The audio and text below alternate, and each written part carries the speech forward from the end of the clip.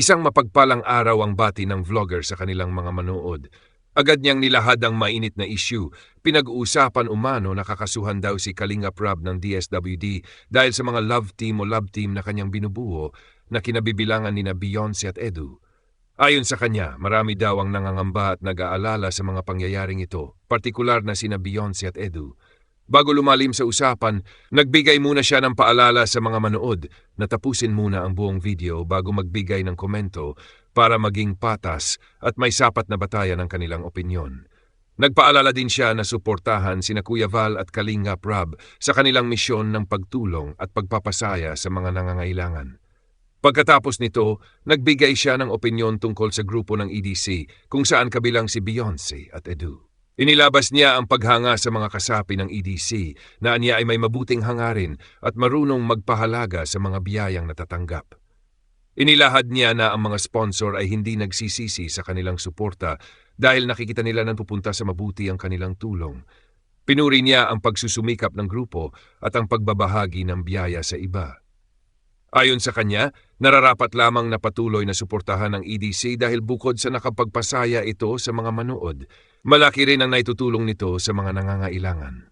Inilarawan niya kung paano nagsisikap si Edu, Papa Eds para kay Beyonce, mula sa simpleng paghahatid sundo, pag-aalaga, hanggang sa pagiging responsable sa mga gawain ng grupo. Ayon sa kanya, nakikita ng lahat kung paano pinanindigan ni Edu ang pagmamahal niya kay Beyonce at nakikita rin kung paano ni Beyonce pinapahalagahan ang kanilang relasyon kahit sa murang edad. Naniniwala siya na kung magkatuluyan man ang dalawa, kakayanin nilang gampanan ang papel ng pagiging mabuting magulang sa hinaharap. Hindi rin umano nagbabago ang ugali ni Beyonce kahit pa lumalago na ang kanyang buhay. Ipinunto rin ng vlogger na may mga tao na nagbabago dahil sa kasikatan o biyaya, pero kay Beyonce at Edu, nananatiling simple at mabait pa rin sila. Pagdating naman sa kontrobersyal na bahagi ng video, ibinalik ng vlogger ang usapan sa umano'y kasong isasampa laban kay Kalinga Prab. Marami daw sa mga manonood ang nagkokomento na dapat kasuhan si Kalinga Prab dahil pinapayagan daw nito ang love team kahit wala pa sa tamang edad ang ilan. Sinabi ng vlogger na naiintindihan niya ang panig ng iba na kailangang hintayin ang tamang edad, pero iginiit niya na malinaw naman sa mga video na wala namang masamang ginagawa si Kalinga Prab. Paliwanag niya, ang mga love team ay pampakilig lamang sa mga manood at walang halong kalaswaan. Mas mahalaga raw na makita kung paano tumutulong si Kalinga Prab sa mga mahihirap. Dagdag pa niya, may mga protocols man o batas, naniniwala siyang wala namang nilalabag si Kalinga Prab dahil ang tunay na layunin nito ay tumulong at magbigay saya. Sa pagtatapos, sinabi niyang hindi dapat husgahan si Kalinga Prab dahil sa mga love team na ito. Mas mahalaga raw na tingnan kung paano siya tumutulong sa mahihirap, bata man o matanda. Binanggit niya na ang mga bashers ay walang naitutulong, kaya hindi dapat pakinggan ang mga ito. Pangunahing puntos. Pinag-uusapan ang balitang kakasuhan si Kalinga Prab dahil sa love team ng mga menor de edad. Pinuri ang grupo ni na Beyonce at Edu sa kanilang kabutihang loob at simpleng pamumuhay. Pinagtanggol si Kalinga Prab na wala itong masamang intensyon at ang layunin lamang ay tumulong. Pinaalala na mas mahalagang tingnan ang kabutihan ng ginagawa kaysa sa mga pambabatikos ng iba. Kung nais mo, pwede ko itong gawin sa mas pinaikling buod.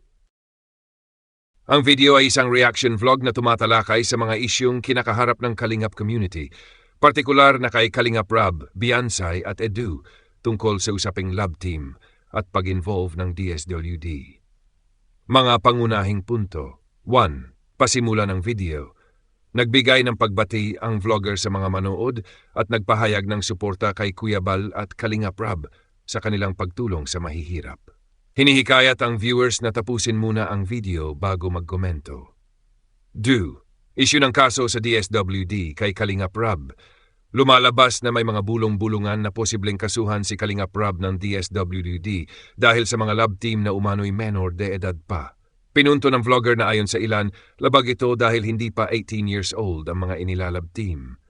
Depensa ng vlogger, wala namang nilalabag si Kalinga Prab dahil ang layunin ay tumulong at magpasaya, hindi manakit o mga buso. 3. Reaksyon tungkol kay EDC, Edu at Beyonce. Pinuri ng vlogger ang magandang takbo ng buhay nina Edu at Beyonce matapos makatanggap ng mga blessings tulad ng pabahay. Pinuri ang kabaitan ni Beyonce na nananatiling mapagkumbaba kahit umasenso na ang buhay. Pinagtibay ang pagmamahalan ni Nance at Papa Eds na sinabing bagay na bagay sila at nakikitang magiging mabuting magulang sa hinaharap. 4. Pagtatanggol kay Kalingap Rob. Sinabi ng vlogger na maraming nagbabanggit ng mga opinyon na love team ay para lamang sa pampakilig at walang masamang intensyon. Wala raw pinipiling edad ang pagtulong at mas malaki pa ang naiaambag kaysa mga taong nambabash. Payo na wag husgahan agad si Kalingap Rob lalo't ang mga nambabatikos ay wala namang naiaambag sa pagtulong. Konklusyon. Pinagtanggol ng vlogger ang Kalingap team laban sa mga akusasyon. Ipinakita na ang pagtulong at paggawa ng content para sa kasiyahan ay hindi dapat husgahan agad lalo na kung wala namang intensyong masama. Pinuri rin ang love team ni Edu at Beyonce bilang inspirasyon sa mga manonood. Kung gusto mo, pwede rin akong gumawa ng maikling buod o social media caption para dito.